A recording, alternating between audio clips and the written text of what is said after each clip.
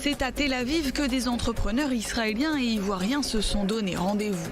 Dans cette pièce, les représentants de toutes les différentes organisations économiques du pays et une dizaine de chefs d'entreprise venus tout droit d'Abidjan pour rencontrer de potentiels partenaires. Objectif de ce premier sommet économique bilatéral, renforcer et développer des relations déjà très bonnes entre Israël et la Côte d'Ivoire. Ces dernières années, il y a beaucoup d'occasions d'un rapprochement entre Israël et la Côte d'Ivoire.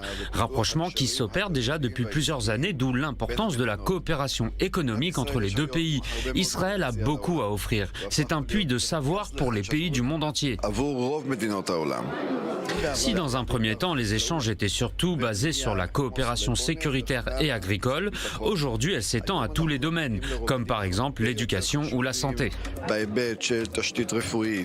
Les deux pays sont amis de longue date. Abidjan, c'est la capitale économique où les compagnies israéliennes ont fait fortune dans les années 60.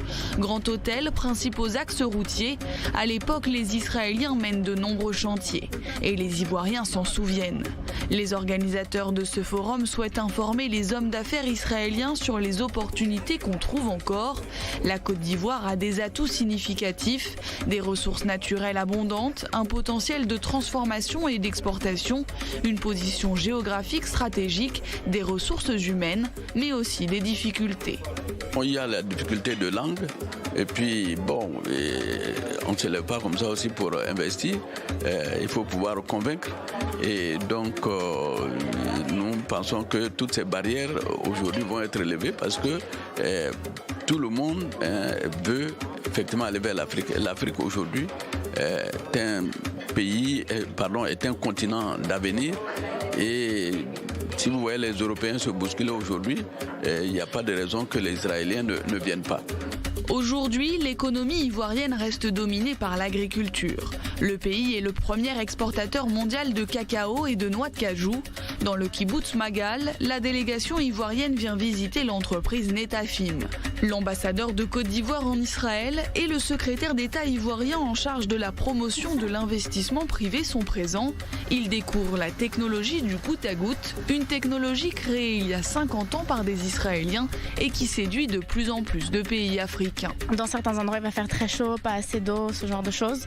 Dans d'autres endroits, tout simplement, les infrastructures ne vont pas forcément être développées, donc ils n'auront pas accès aux technologies ou au savoir-faire. Donc nos projets permettent de résoudre ce problème dans le sens où on ne s'occupe pas seulement d'apporter l'équipement, on forme les gens, on fait ce qu'on appelle du capacity building, du développement de compétences. On réalise des projets de toutes les tailles avec tout type d'agriculteurs et nos solutions permettent non seulement d'économiser de l'eau, mais également et surtout de produire plus dans des pays où il y a souvent de l'insécurité alimentaire.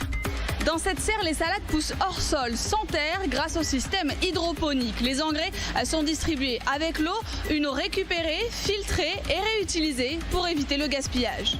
Aujourd'hui, le changement climatique nous amène à voir que les pluies ne sont plus régulières. Parfois, il pleut plus longtemps qu'on ne le pense. Et donc, avoir le contrôle sur les éléments climatiques qui jusque-là influencent énormément sur la productivité et que nous prenons comme en général une fatalité contre laquelle on n'a pas de contrôle, on peut avoir une réponse avec les serres qu'on a ici. En 2018, le montant des exportations israéliennes dans le monde s'est élevé à plus de 111 milliards de dollars. Les Israéliens souhaitent aller plus loin, en particulier avec l'Afrique, avec qui malgré tout, les échanges sont encore faibles.